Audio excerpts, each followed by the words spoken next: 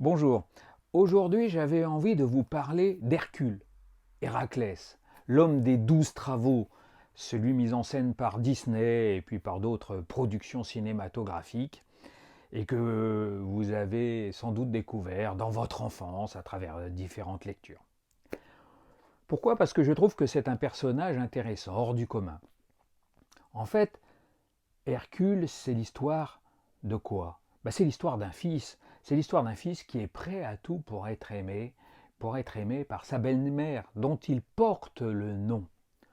En fait, Hercule, c'est le fils de Zeus, le dieu des dieux, qui est marié à Héra, Héraclès, qui est marié à Héra, mais qui a une liaison, il a liaison d'ailleurs avec de nombreuses femmes, de nombreuses déesses, de nombreuses mortelles.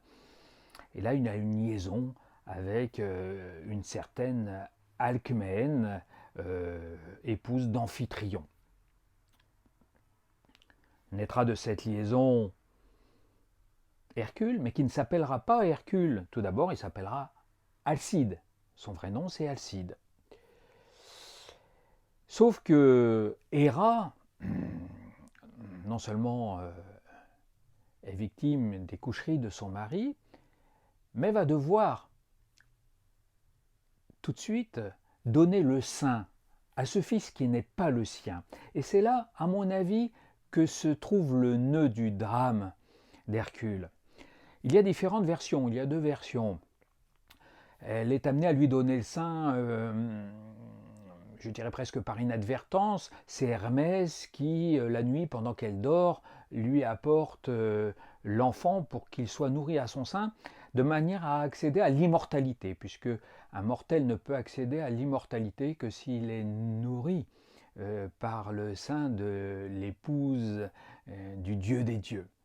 Et puis il y a une deuxième version qui est que Hercule, abandonné par sa mère biologique, Alcmène, est en fait recueilli par la déesse Athéna qui réussit à convaincre Héra de lui donner le sein. Sauf que ça se passe mal. Hercule est déjà un bébé puissant, fort, colérique, et il lui mord le sein. Ce qui fait qu'en fait le lait va jaillir dans l'univers, donnant naissance d'ailleurs à la Voie lactée. Voilà, vous connaissez l'origine maintenant, si vous ne le saviez pas, de la Voie lactée. D'où un conflit qui existait déjà par différents épisodes relatés par les poètes de l'époque, en tout cas ce qui nous en reste, mais qui va se concrétiser là. Et en fait, euh, Alcide ne prendra le nom d'Hercule que lorsqu'il arrivera à l'âge adulte, où il devra consulter la Pythie à Delphes, et l'oracle lui donnera ce nom, la gloire d'Héra. Et Héra va lui donner, par l'intermédiaire d'Eurysthée, un autre protagoniste du dossier Héraclès, eh bien, va lui donner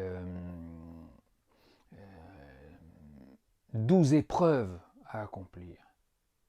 En fait, elle va lui imposer d'accomplir pour elle des sacrifices hors du commun. Et Hercule va les accepter. Il va les accepter et il va le faire jusqu'au bout, ce qu'il ne serait pas forcé de faire dans la réalité, puisque on voit bien d'ailleurs que dans les différentes versions, il s'arrête entre les travaux pour aller faire d'autres petites excursions. Mais il le fait. Il le fait parce qu'il veut prouver, en fait, à cette femme, eh bien qu'il est digne d'elle. Et il veut quoi? Il veut obtenir son amour. Il veut devenir ce qu'il est appelé à être, ce que le destin lui dit par la bouche de la Pythie qu'il est déjà, la gloire d'Héra.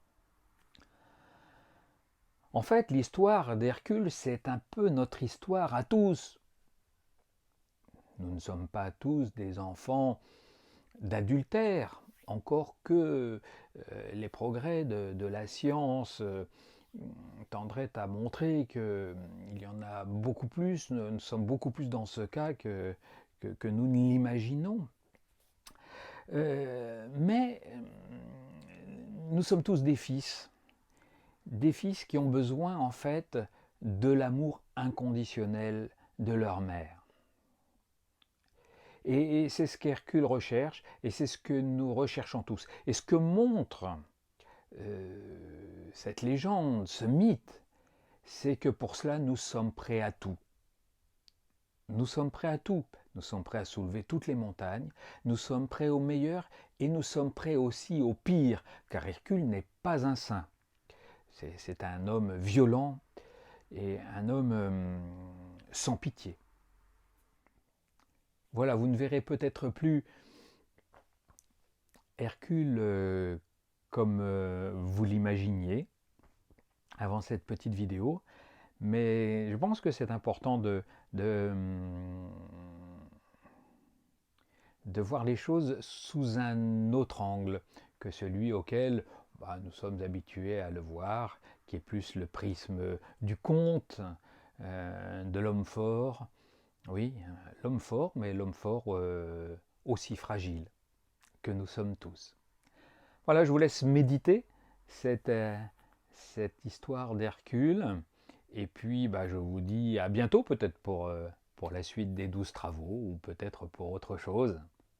À bientôt, bonne soirée, au revoir.